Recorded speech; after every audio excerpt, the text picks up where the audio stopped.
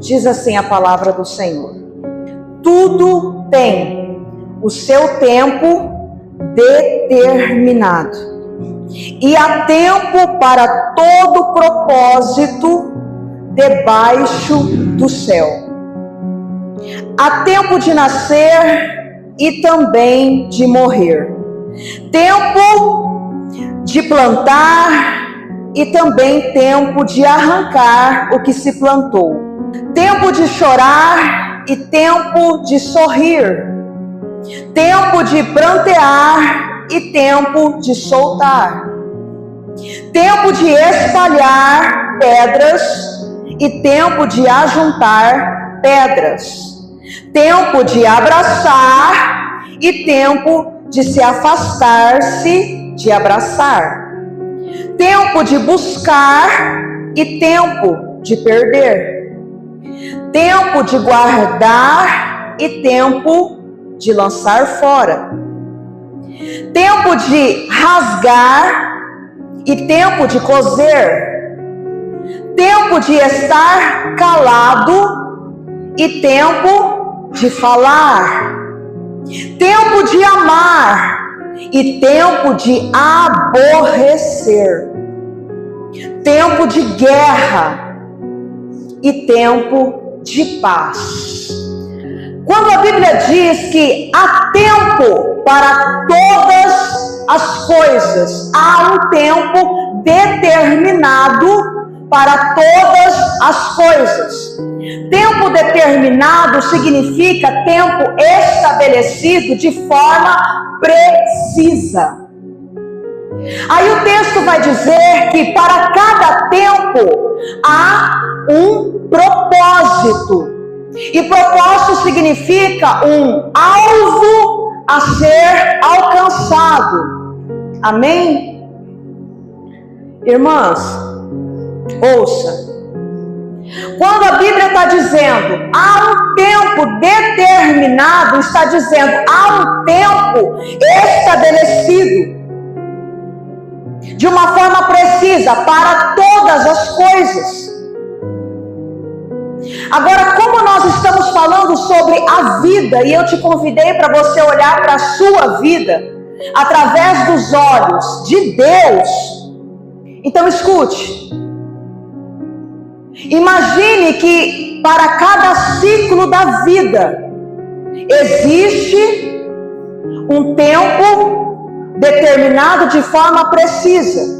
O que temos aqui? Nós estamos diante da ciclicidade da vida. Nós estamos diante de eventos positivos e eventos negativos, e o texto está dizendo que para cada evento, imagine você que cada ciclo da sua vida é como uma caixa, e para cada caixa que representa o ciclo da sua vida, um evento da sua vida possui um tempo preciso. E dentro desse ciclo da sua vida, o tempo que ele vai levar de duração tem um alvo a ser alcançado. Então eu vou reprisar novamente para ficar mais claro e fazer mais sentido para você. O que é a sua vida? A sua vida é um conjunto de ciclos positivos e negativos. E cada ciclo, ele tem um tempo preciso. E o tempo que cada ciclo leva tem um alvo a ser alcançado. E quando se junta o ciclo positivo com o negativo, então nós temos ali a história da sua vida. Aí o texto vai dizer que isso acontece debaixo do sol. O Senhor está dizendo para nós, olha, eu estou me referindo à ciclicidade da vida do homem. Quando ele diz isso acontece debaixo do sol, ele está dizendo, eu estou me referindo à vida do homem. Agora, é fato que para nós processarmos, e para nós aceitarmos, e para nós compreendermos os tempos de paz dentro do ciclo da nossa vida, não é difícil para nós. É fato que compreender, aceitar, entender os tempos de amar não é algo difícil, é algo fácil, é fácil. É fácil para nós processarmos, compreendermos o tempo de paz. É fácil para nós processarmos, compreendermos o tempo de amar. É fácil para nós processarmos, compreendermos e aceitarmos o tempo de colher. É fácil para nós compreendermos, aceitarmos o tempo de sorrir. Mas também é fato que é difícil para nós processar o tempo das guerras. É fato que é difícil para nós processar e aceitar o tempo do choro. É fato que é difícil para nós processarmos e aceitarmos o tempo em que nós precisamos agora deixar de abraçar, soltar e deixar ir. É fato que é difícil para nós processar, aceitar e compreender os eventos negativos dentro da ciclicidade da vida. Só que, se Deus está fazendo um convite para você hoje, para você olhar para a vida e também a sua história de vida, não pelos seus olhos, mas pelos olhos dele, então nós precisamos voltar em Eclesiastes 3, no versículo 11, na parte A do texto. Olha o que diz: tudo fez Deus formoso em tudo fez Deus formoso em seu tempo. Tudo fez Deus formoso a seu tempo. Então quer dizer que tudo Deus fez formoso a seu tempo. O tempo de nascer e o tempo de morrer também? Sim. Tudo fez Deus formoso a seu tempo. O tempo de paz e o tempo de guerra também. O tempo de guerra também. O tempo de amar, Deus fez formoso, e o tempo de deixar de amar, de aborrecer, também Deus fez formoso a seu tempo. Sim, Deus fez. Amém? Tudo Deus fez formoso a seu tempo. Pastor, é isso que Deus está dizendo? Que as guerras foi Ele que fez, o tempo do choro foi Ele que fez, o tempo de deixar de abraçar, de aborrecer foi Ele que fez. É isso que o texto está dizendo? É isso que o texto está dizendo? Mas o que o texto quer dizer é que até dos eventos negativos que ocorrem, o Senhor consegue extrair coisas que te favorecem. É isso que o texto quer dizer, mas o texto ele está dizendo para você de uma forma enfática que do imperfeito Deus consegue extrair algo perfeito e formoso ao seu tempo, na jornada da vida. Ciclos positivos, formoso a seu tempo. Os ciclos negativos, também formoso ao seu tempo. Amém? Aí você vai dizer para mim: mas pastora Karen, Deus, Ele é perfeito. Não poderia apenas haver os momentos bons da vida? Não poderia apenas haver os eventos positivos da vida? A resposta está na pergunta. Deus não é perfeito? Sim. Deus é perfeito e nós somos aperfeiçoados para nos tornarmos perfeitos, porque Ele diz: sede perfeito porque eu sou perfeito. Então nós precisamos dessa ciclicidade, porque se você prestar atenção no texto, vai dizer que para cada tempo tem um propósito, ou seja, os eventos negativos possuem um alvo. Algo precisa ser extraído. Amém? Algo que irá nos favorecer. Pastora, mas como pode? A dor parece ser algo tão paralisante. Os momentos difíceis, os eventos contrários da vida, parece ser algo tão paralisante. Escute. Confiar nos propósitos de Deus maiores, quando tudo está caminhando muito bem na sua vida, na minha vida, nas nossas vidas, todas nós, qualquer uma de nós, qualquer uma pessoa que esteja lá fora, pode fazer isso e não precisa de muita coisa para isso. Mas permanecer confiando nos propósitos maiores de Deus, quando agora tudo começa a sair dos trilhos, não é qualquer pessoa que pode. Para que ela consiga permanecer confiando nos propósitos maiores de Deus, quando agora tudo sai dos trilhos, ela vai precisar gerar recursos mentais, emocionais e espirituais para conseguir.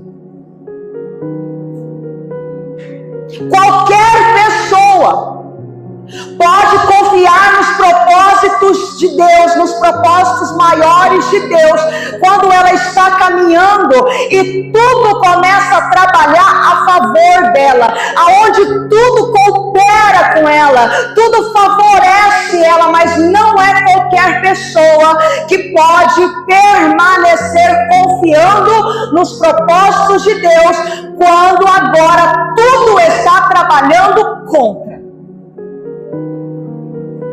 Para que ela consiga, ela vai precisar gerar recursos mentais, emocionais e espirituais. Qualquer pessoa pode confiar nos propósitos maiores de Deus quando está trilhando por um caminho, está tendo visão do caminho que está caminhando, está tendo uma visão clara da onde está chegando, aonde vai chegar, aonde está indo, qual direção está indo, mas não é qualquer pessoa que consegue permanecer confiando nos propósitos maiores de Deus quando agora ela olha e não consegue enxergar o caminho, não consegue enxergar a direção, não consegue enxergar aonde esse caminho vai dar, porque agora ela não está mais sendo guiada pelos seus olhos, mas tem uma outra visão totalmente diferente da dela, que agora está conduzindo essa história. O Senhor, Ele é muito claro ao dizer: eu não vejo como o homem vê. O que o Senhor está falando para mim, pastor? Ele está falando que você pode olhar para a mesma situação que ele está olhando e não enxergar a mesma coisa que ele está enxergando. O Senhor pode olhar para um evento da sua vida e não ver este evento da mesma maneira como você está vendo.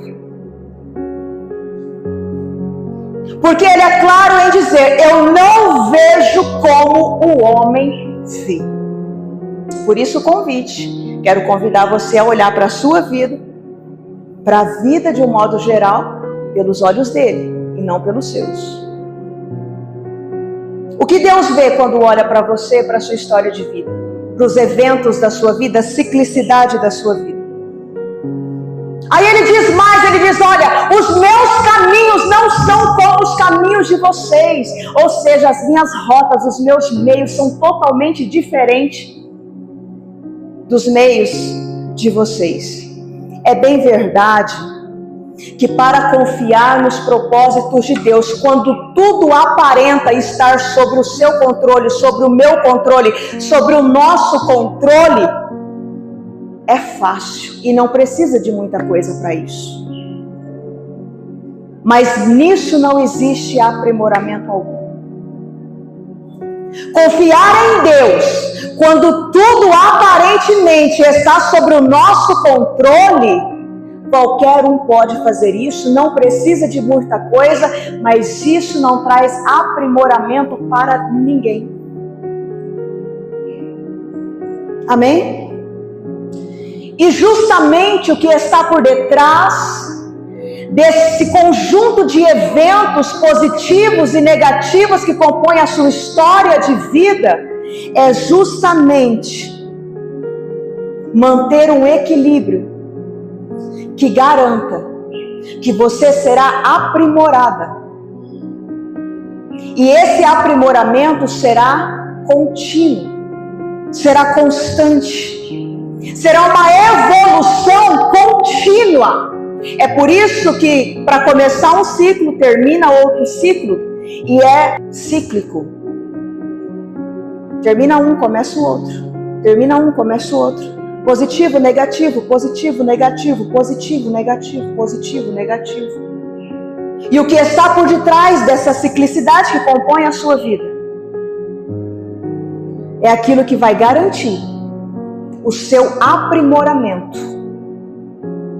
E é o que vai garantir que a sua evolução seja contínua. Ouça atentamente o que eu estou dizendo, porque é maravilhoso ser mulher.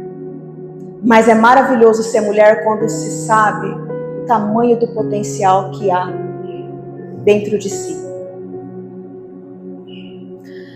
Se nós tivéssemos apenas nos ciclos de Eclesiastes, capítulo 3, os eventos positivos, jamais nós iríamos conhecer as nossas vulnerabilidades.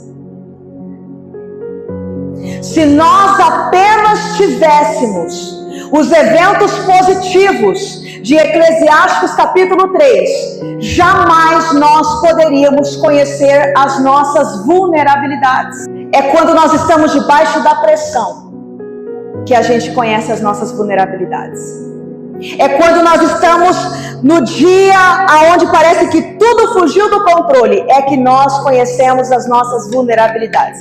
É quando nós sofremos percas, é que nós conhecemos as nossas vulnerabilidades. É quando nós sofremos prejuízos, é quando nós sofremos alguns danos, é que nós passamos a conhecer as nossas vulnerabilidades.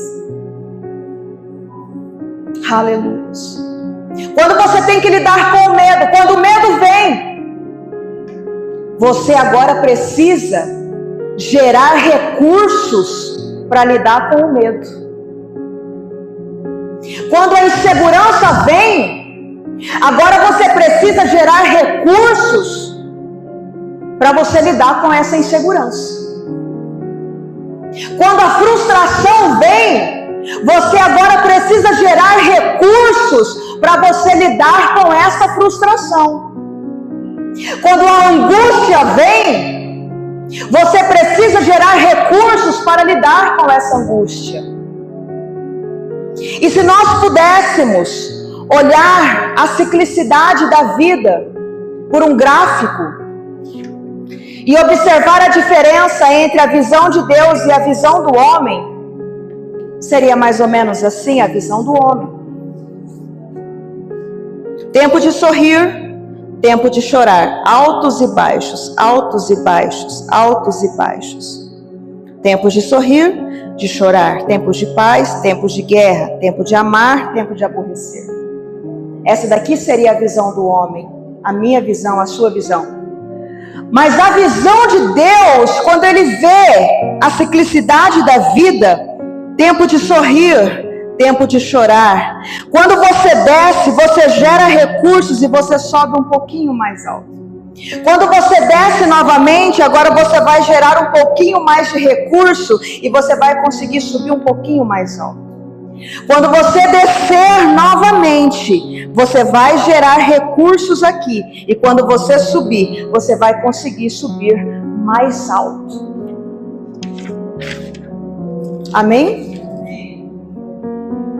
O que nós precisamos entender é que quando vem essas mensagens, a tristeza, o medo, a insegurança, as incertezas, as frustrações, elas não são nossas inimigas. Deus não vê dessa forma. Elas são uma mensageira, elas são amigas, porque quando elas vêm, elas estão falando conosco, elas estão comunicando comigo e com você. Olha, existe uma vulnerabilidade na sua vida que precisa ser aprimorada, porque se não for aprimorada, todo o seu futuro lá na frente pode ficar comprometido. Então todas essas emoções negativas que vêm no ciclo ao contrário da nossa vida, digamos assim, não são nossas inimigas, são mensageiras amigas que estão falando: você precisa aprimorar, porque aqui existe uma vulnerabilidade que, se não for aprimorada, pode comprometer o seu futuro. Eu tive a oportunidade de trabalhar alguns anos em empresas muito grandes e também eu convivi alguns meses com um empresário que ele fazia investimento em vários ele era um investidor de vários segmentos, e ali eu pude observar algumas coisas, e eu sou de observar. E eu observei que os grandes empresários, tanto aqui no Brasil, porque nas empresas maiores que eu trabalhei não foi aqui, foi no Japão. Os grandes empresários, tanto aqui no Brasil, quanto no Japão, quanto no exterior, quanto fora do Brasil, eles possuem o mesmo padrão.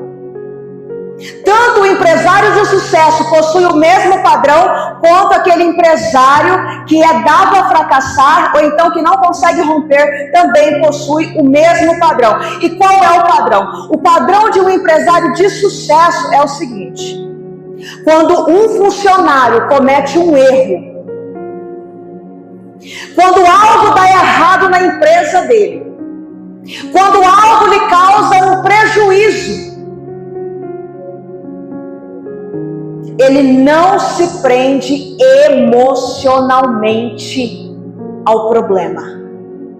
Ele não fica preso mentalmente, ele não fica preso emocionalmente e ele não fica preso fisicamente ao problema.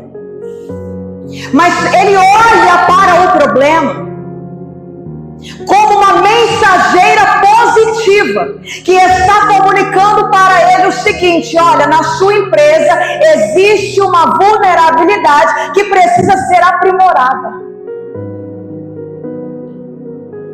Ele não se prende, ele não ignora, ele acolhe e ele entende.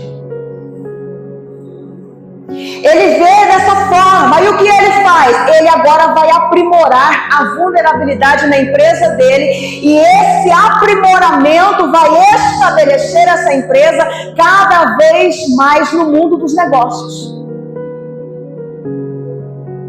Agora, o empresário que é dado a fracassar, ou que pelo menos ele se mantém como micro e ele não consegue romper de micro para macro, é aquele empresário que, quando um funcionário comete um erro, quando algo dá errado, quando algo não sai como ele gostaria, quando ele sofre um prejuízo, ele fica preso mentalmente, emocionalmente naquele problema. Esse aprisionamento vai impedir ele de gerar recursos para aprimorar a vulnerabilidade da sua empresa. Isso impede ele de expandir, de crescer e de se estabelecer.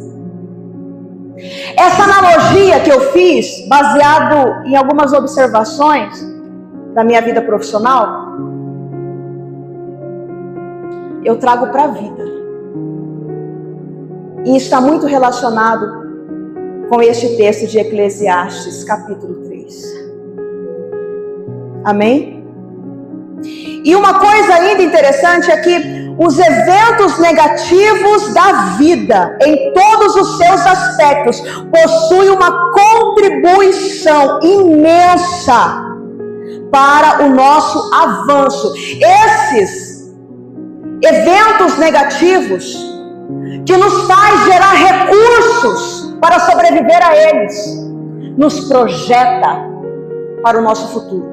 E é por isso que Deus ele faz uma grande convocação para nós. E a grande convocação dele é: não vivam por vista, vivam por fé.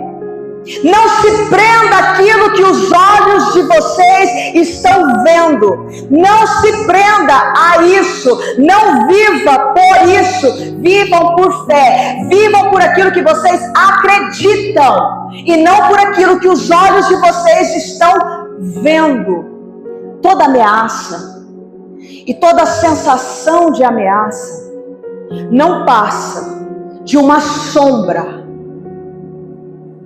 É apenas uma sombra que em nada vai mudar o final que o Senhor já estabeleceu.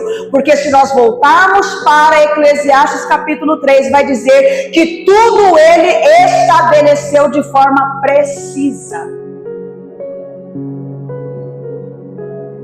E tudo tem um objetivo, um alvo a ser alcançado, a ser extraído. Então nós precisamos entender que dentro da visão de Deus, em relação à vida, à nossa vida, cada aspecto dela possui uma intencionalidade. Cada aspecto da nossa história. Por isso é importante a gente acolher a nossa história de vida. Acolher com amorosidade a nossa história de vida. Porque cada ciclo dela, seja bom, seja ruim, seja positivo, seja negativo, fez com que você gerasse recursos para que você chegasse até onde você chegou hoje. Se você não tivesse passado pelos eventos negativos que você passou na sua vida, na sua história, você não teria gerado recursos o bastante para chegar aqui.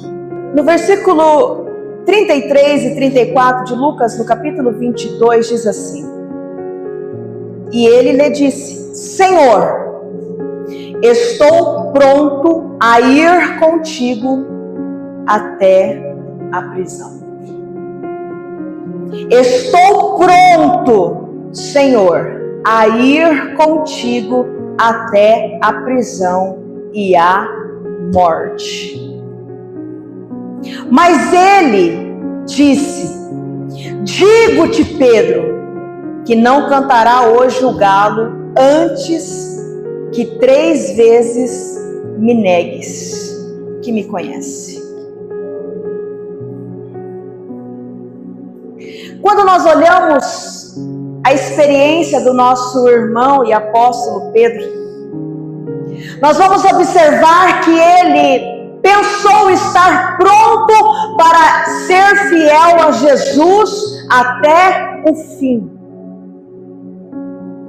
Eu estou pronto, Senhor, para ir contigo até o fim e até morrer, se for preciso. Esse era o desejo dele. O coração dele desejou isso.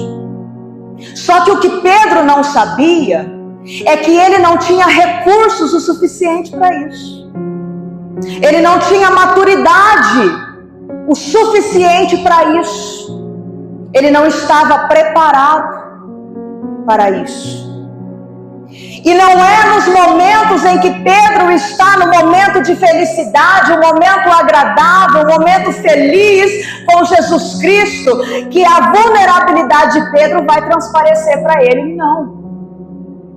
Pedro só vai descobrir que existia uma vulnerabilidade na vida dele que precisava ser aprimorada quando ele está debaixo agora de pressão. Quando ele, na ciclicidade da vida dele, ele sai do momento bom ali na presença do mestre e agora ele entra no momento de dor, de tensão, de pressão. Então ele vai descobrir que existia uma vulnerabilidade. E quando nós observamos a tônica do texto, nós vamos ver que houve uma frustração de Pedro. Pedro ficou frustrado. A situação foi traumática, a situação foi dramática. Mas posteriormente a isso, nós vamos ver o apóstolo Pedro realizando uma obra magnífica, uma obra extraordinária, uma obra que todos nós gostaríamos de realizar, de chegar a esse ápice. Amém? Só que Pedro, ele só aprimorou essa vulnerabilidade, o medo, a insegurança, a incerteza quando ele teve que se deparar com ela. Então ela comunicou com ele: precisa aprimorar isso aí, Pedro, para você conseguir o que você deseja. Ele passa pelo aprimoramento. Mais tarde, nós vamos ver Pedro preso. Ele nega? Não. Mais tarde, nós vamos ver Pedro sendo açoitado. Pedro nega? Não. Mais tarde, nós vamos ver Pedro sendo crucificado na cruz. Pedro nega? Não. Enquanto havia uma vulnerabilidade, Pedro nega Jesus 3 vezes. Não foi nenhuma, não foi 2, foi 3 vezes consecutivas. E ele não sabia que existia ali uma vulnerabilidade até ele entrar num ciclo difícil da sua vida. E depois, agora nós vamos ver esse homem passando por situações 10 vezes pior do que aquela que ele passou quando ele negou. E ele permaneceu fiel até o fim e não negou até na sua morte de cruz. Porque agora ele gerou recursos para isso. Aleluias. O nosso foco não é ficar presas nos eventos negativos que compõem a nossa história. Às vezes, o nosso corpo se move, mas a nossa mente está presa. O nosso corpo se move, mas as nossas emoções estão presas. O nosso foco não é ficar preso nesses eventos que nós não podemos evitar. Pastora, não pode. Será mesmo, pastora, que eu não poderia ter evitado tantas coisas ruins que me aconteceu na vida? Não. Você não poderia ter evitado. Pastora, que loucura isso. Como não? Não. Porque você passou pelo que passou, porque isso era o que você tinha. Não tem como exigir algo a mais de você, porque se você tivesse tido mais, você teria feito mais. O que você fez, você só fez porque era o que você tinha. Precisamos acolher a nossa história com carinho e não rejeitá-la. Ela foi nossa amiga e não nossa inimiga. Ela te trouxe até aqui. Amém? Pastora, mas eu não poderia ter evitado coisas ruins que aconteceu? Não poderia. Você usou o que você tinha, você trabalhou com o que você tinha, você fez o que você poderia ter feito. É assim que Deus vê? Sim. Eclesiastes capítulo 3.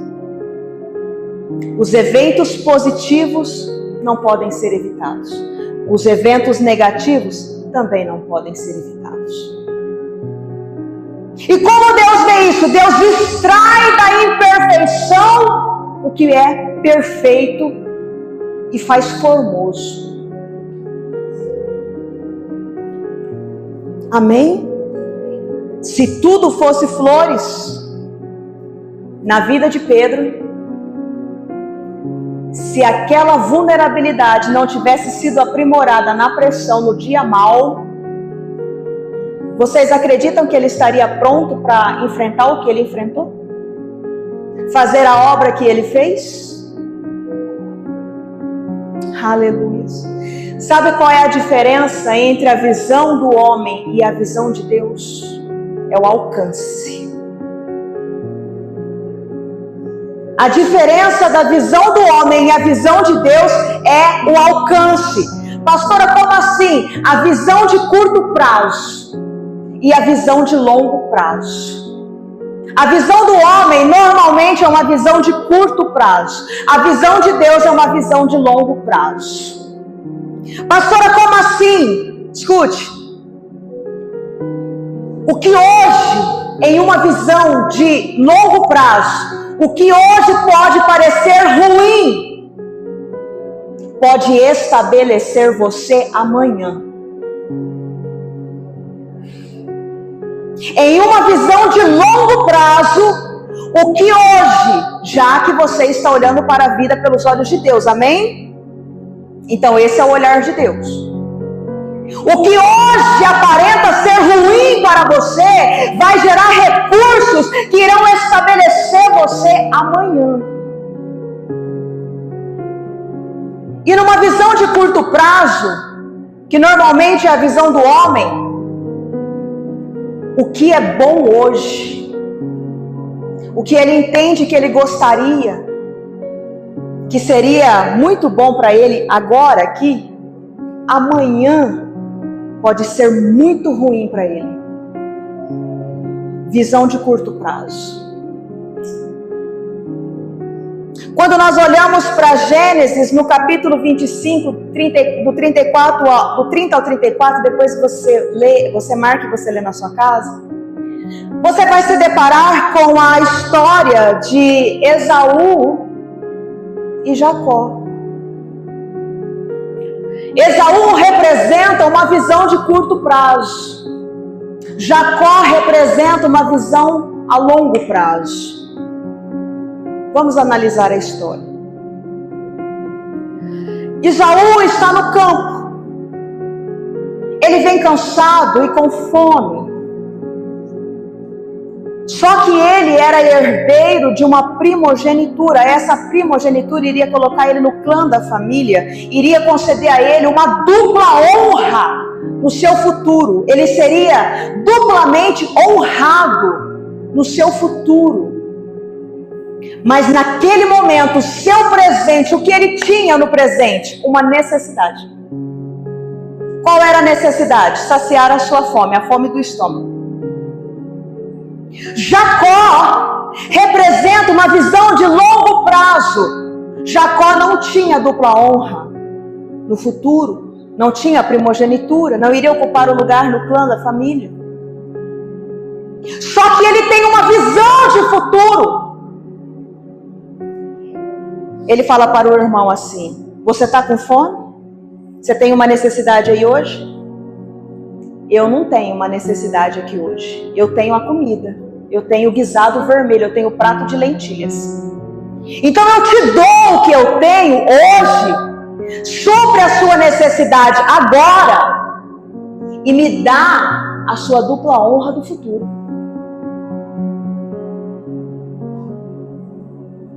Me dá a sua primogenitura.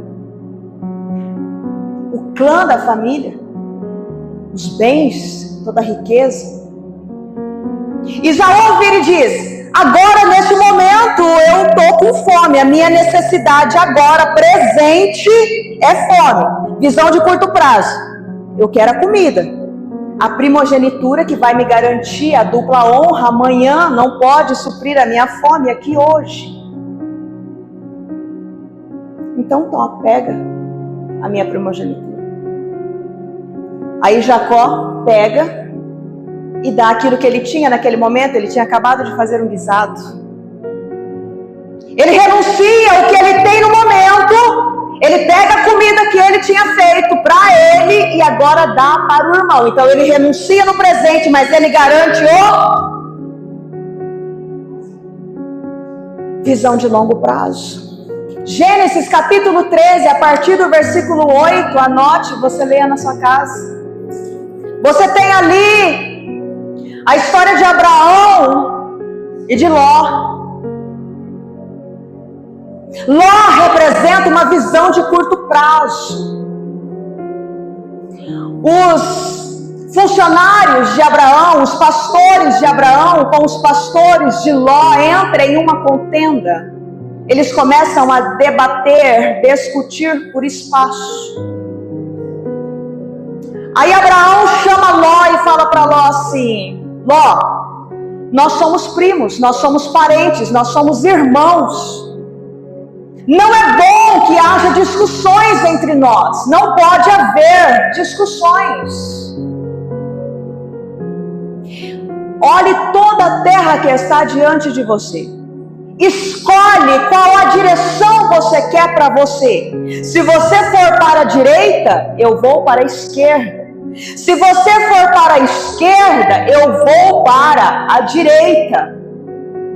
Visão de curto prazo. Meu Deus.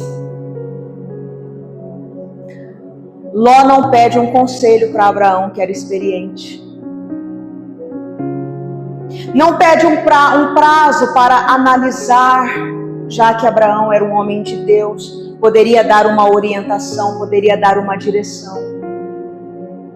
Não fala para ele assim: tio, então eu gostei daquele lugar que está além da campina, deixa eu ir lá para ver o ambiente. Ele não faz nada disso. Ele olha além das campinas, além do Jordão, o que ele vê? Uma terra bem regrada, bonita. Uau, que lindo! Tio, eu quero essas terras aqui, da além do Jordão, regada, bonita, linda. Ele vai. Na hora que ele chega, tudo maravilha. Só que depois ele descobre que os habitantes daquela terra eram inimigos de Deus. Acontece uma guerra. O que acontece? Abraão agora precisa sair do seu lugar de paz e enfrentar uma guerra para ir lá resgatar Ló, porque agora Ló foi levado prisioneiro na guerra. Não para por aí. Abraão vai lá, resgata Ló.